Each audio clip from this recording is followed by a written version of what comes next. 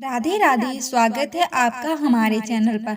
आज के इस वीडियो में हम जानेंगे देवोत्थान एकादशी के दिन की महत्व के बारे में तथा शुभ मुहूर्त, उपाय, नियम आदि के बारे में।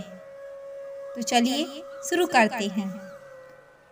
कार्तिक मास के शुक्ल पक्ष की 11 को देवउठनी एकादशी मनाते हैं। माना जाता है कि इस दिन भगवान विष्णु योग निद्रा से जागते हैं। इस दिन तुलसी पूजन अवश्य करना चाहिए क्योंकि तुलसी को माता लक्ष्मी का रूप ही माना गया है। एकादशी के दिन तुलसी पूजने से भगवान विष्णु बेहद प्रसन्न होते हैं। ज्योतिष शास्त्र के अनुसार यह समय पितृ दोष निवारण के लिए सबसे उत्तम है। वही अगर जातक के घर में कुछ समस्या है या घर में आर्थिक तंगी है तो देवउठनी एकादशी के दिन तुलसी से जुड़े कुछ उपाय करने से समस्याओं से निजात मिल सकती है। देवउठनी एकादशी का शुभ मुहूर्त। इस बार कार्तिक शुक्ल पक्ष की एकादशी 11 नवंबर की शाम 6:46 से शुरू होकर 12 नवंबर की शाम 4:04 तक रहेगी। उदया तिथि के अनुसार देवउठनी एकादशी का व्रत 12 नवंबर को ही रखा जाएगा। व्रत का पारण अगले दिन 13 नवंबर को सुबह 6:42 से 8:51 तक किया जाएगा। पितृदोष से मिलेगी मुक्ति। ज्योतिष शास्त्र के अनुसार कार्तिक शुक्ल पक्ष की यह एकादशी सूर्य की ऊर्जा को बढ़ाने और पितृदोष निवारण के लिए महत्वपूर्ण मानी जाती है। इस एकादशी पर पितृदोष से पीड़ित लोगों को विधि पूर्वक व्रत रखना चाहिए। इस दिन का उपवास पितरों को नरक के कष्टों से मुक्त करता है और उन्हें मोक्ष का लाभ प्राप्त होता है।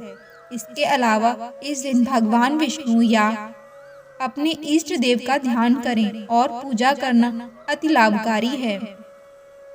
इस दिन ओम नमो भगवते वासुदेवाय मंत्र का जाप करने से विशेष फल मिलता है।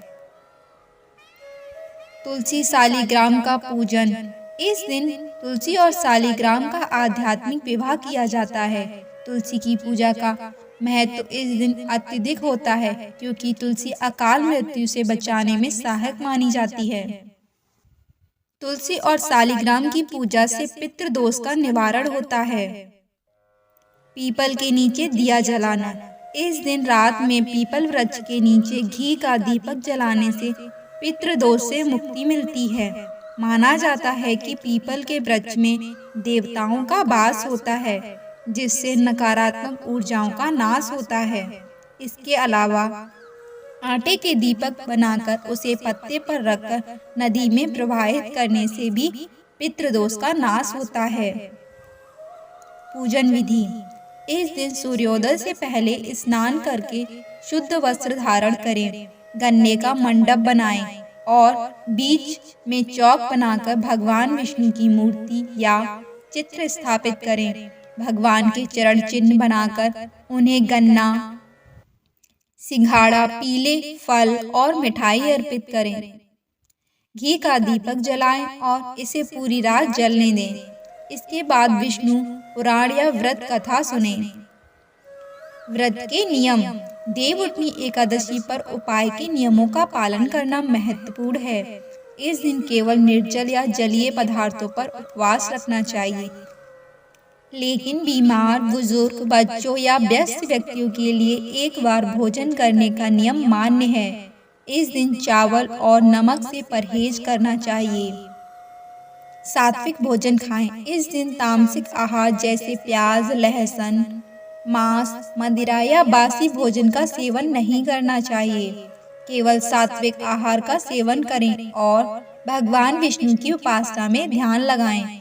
ऐसा करने से मन को शांति और सकारात्मक ऊर्जा मिलती है। देवउठनी 11 पर तुलसी विवाह और विष्णु पूजन का विशेष महत्व। आइए जानें कैसे करें तुलसी पूजन। तुलसी के पौधे के चारों ओर स्तंभ बनाएं, फिर उस पर तोरण सजाएं, रंगोली से अष्टदल कमल बनाएं, शंख, चक्र और गाय के पैर बनाएं। तुलसी के साथ आंवले का गमला लगाएं। तुलसी का पंचोपचार सर्वांग पूजा करें। दशा अक्षरी मंत्र से तुलसी का आवाहन करें। तुलसी का दशा अक्षरी मंत्र श्रीं ह्रीं क्लीं ऐं वृंदावन्ये स्वाहा। घी का दीप और धूप दिखाएं। सिंदूर, रौली, चंदन और निवेद चढ़ाएं। तुलसी को वस्त्र अलंकार से सुशोभित करें। फिर लक्ष्मी अष्टोत्र या दामोदर अष्टोत्र पढ़ें। तुलसी के चारों ओर दीपदान करें। एकादशी के दिन श्री हरि को तुलसी चढ़ाने का फल 10,000 गोदान के बराबर है। जिन दंपतियों के यहाँ संतान न हो वो तुलसी नामाष्टक पढ़ें। तुलसी नामाष्टक के पाठ से न सिर्फ शीघ्र विवाह होता है बल्कि बिछड़े संबंधी भी करीब आते हैं। नए घर में तुलसी का पौधा, श्री हरि नारायण का चित्र या प्रतिमा और जल भरा कलश लेकर प्रवेश करने से नए घर में संपत्ति की कमी नहीं होती। नौकरी पाने, कारोबार बढ़ाने के लिए गुरुवार को श्यामा तुलसी का पौधा पीले कपड़े में बांधकर ऑफिस या दुकान पर रखें। ऐसा करने से कारोबार बढ़ेगा और नौकरी में प्रमोशन होगा। 11 बार तुलसी जी की परिक्रमा करें। शिव पुराण के मुताबिक भाद्रपद मास की शुक्ल एकादशी को भगवान विष्णु ने दैत्य शंखासुर को मारा था। भगवान विष्णु और दैत्य शंखासुर के बीच युद्ध लंबे समय तक चलता रहा। युद्ध समाप्त होने के बाद भगवान विष्णु बहुत अधिक थक गए। तब वे क्षीर सागर में आकर सो गए। उन्होंने सृष्टि का कार्यभार भगवान शिव को सौंप दिया। इसके बाद कार्तिक शुक्ल पक्ष की एकादशी को जागे। तब शिवजी सहित सभी देवी देवताओं ने भगवान विष्णु की पूजा की और वापस सृष्टि का कार्यभार उन्हें सौंप दिया। इसी वजह से कार्तिक मास के शुक्ल पक्ष की एकादशी को देव प्रबोधनी एकादशी कहा जाता है। देव उठनी एकादशी की पूजा विधि। देव उठनी एकादशी पर सूर्योदय से पहले उठें, घर की सफाई करें, नहाएं, घर में गंगा जल छिड़कें, द्वार पर बंधनवार बांधें और आंगन में भगवान विष्णु के चरणों की आकृति बनाएं।